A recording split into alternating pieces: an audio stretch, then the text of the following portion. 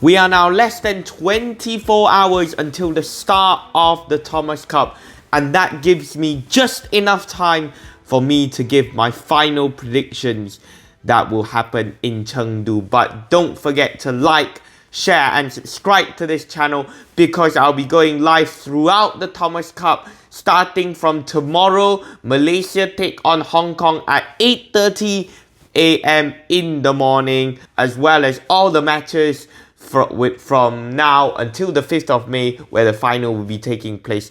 But until then, let's get into the predictions that I will think will happen throughout this week. First of all, let's start with the Uber Cup final. It will be a final between China and Korea, and I think China will regain their supremacy in the women's team tournament, because I think that China would want to rebuild on the demise of the previous edition in the Uber Cup that happened in Bangkok, as well as losing to Korea in the Hangzhou Asian Games. They will be coming to this tournament with something to prove.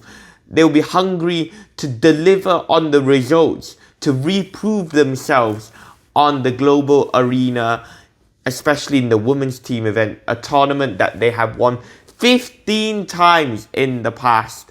However, Korea can lean on the fact that they beat China the last 2 times that they played them. And one of the keys will be He Bingjiao. You know, how does she react in this encounter? Her and Kim Ga-yeon can have things to throw around. We've seen He Bingjiao crack under the pressure in a few times, but also can deliver in big matches as well. And she will play a massive part. I believe that the semi-finalists in the Uber Cup will be Chinese Taipei and Japan, because I think that Chinese Taipei, Dai Zuying, playing in her final ever team competition in her illustrious career, would want to go out on a bang. And also, they're in a relatively easy-ish group to get out. I think Japan, it'll be relatively satisfactory. They want to get to the final. They want to win the tournament, no doubt. But will they have the capability to get to the final? Well, I believe that Akane Yamaguchi is going to be very heavy. Japan's performance is going to be very reliant on Akane Yamaguchi. Being that first woman single, she'll be the deal breaker or the deal maker. It's going to be hard for her. For Malaysia, I don't really have much expectation on the women's team. I think they'll end up in the group stages. It's a tough group, but then again, we are in the third pot, and you know, tough groups are expected of us, that we will get. Not much more difficult compared to last year's group, where we got Thailand and Denmark. This time we also got Thailand and also Chinese Taipei, like I mentioned earlier. And also the absence of Pearly and Tina, it will have an impact, but I don't think it will have that much of an impact. Coach Rexy said it is the 1 point, it is a team event, and it's more than just one game. Pearly and Tina don't play the first game, they play the second match most of the time, at least. So the fact that Pearly and Tina are not going to this tournament, I don't think it gives us the chance to play a lot of the players that we wouldn't normally pick to come to this tournament.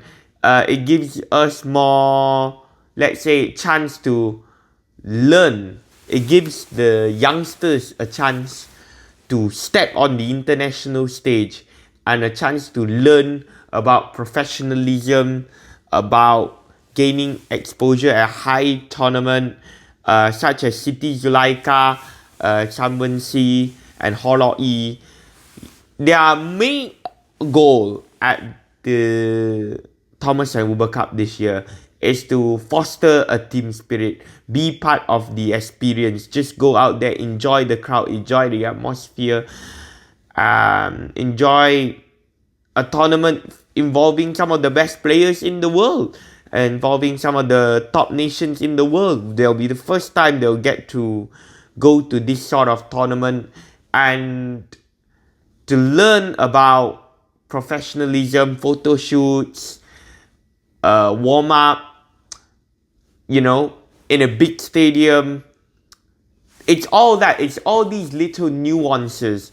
It's all these little nuances that can help make you a better player or not. So now on to the Thomas Cup. I think that this is going to be controversial. Right? I think Malaysia will make the final of the Thomas Cup. What? What the fuck? But hold your horses. Hold your horses. I know what you're saying. Biased man, let me justify myself.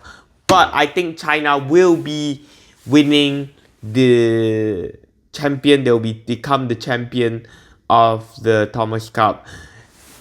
As I think that this tournament for the Thomas Cup, there is anybody to take in this tournament. As every team has an outright weakness. I think that Indonesia has an outright weakness. I think that Denmark has an outright weakness. Korea definitely has an outright weakness. We have an outright weakness. However, I think that China is a team that possesses the least amount of weaknesses that you can see from the outside. The only ones that I can think of from the top of my head is Liu Yishen and Oh Xuan Yi, the second men's double. But even then, they've got the depth to replace that. He Jiting and Ren Jiangyu is ever increasingly improving pair. Since their partnership from last year, from the beginning or from the middle of last year, they've been able to rise in the ranking ever since, and now they're just outside the world top 10, which is good for them. As well as Lee Siu-feng is inconsistent, but Lee Siu-feng tends to deliver on big matches such as the Asian Games, and I think that Thomas Cup is going to be one of those.